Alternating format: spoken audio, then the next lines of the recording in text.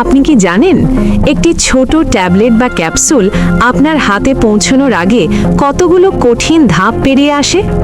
চলুন দেখি মেডিসিন কিভাবে তৈরি হয়।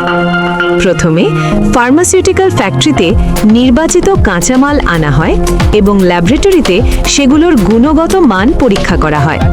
সব ঠিক থাকলে নির্দিষ্ট মাত্রায় উপাদানগুলো মাপা হয় এবং আধুনিক মেশিনে নিখুঁতভাবে মেশানো হয়।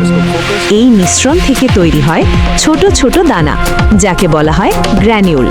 এরপর সেই গ্র্যানিউল থেকে তৈরি হয় ট্যাবলেট বা ক্যাপসুল। এরপর ওষুধ শুকানো হয়, লাগানো হয় সুরক্ষামূলক কোটিং, যাতে ওষুধ নিরাপদ ও কার্যকর থাকে। সব শেষে আবারও হয় কঠোর পরীক্ষা। ভুল বা ক্ষতিগ্রস্ত ওষুধ সঙ্গে সঙ্গে বাদ দেওয়া হয়।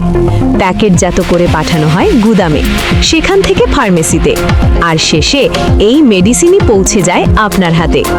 এখন বুঝতেই পারছেন একটি মেডিসিনের পেছনে কতটা যত্ন আর বিজ্ঞান কাজ করে। এত কষ্ট করে আপনাদের জন্য ভিডিও বানাই, কিন্তু আপনারা লাইক, কমেন্ট, শেয়ার, সাবস্ক্রাইব এবং ফলো করেন না। এজন্যই খুব খারাপ লাগে। তাই দ্রুত লাইক, শেয়ার, সাবস্ক্রাইব করে পাশে থাকুন। এটা পুরস্কৃতকারী। হ্যাঁ, ধন্যবাদ।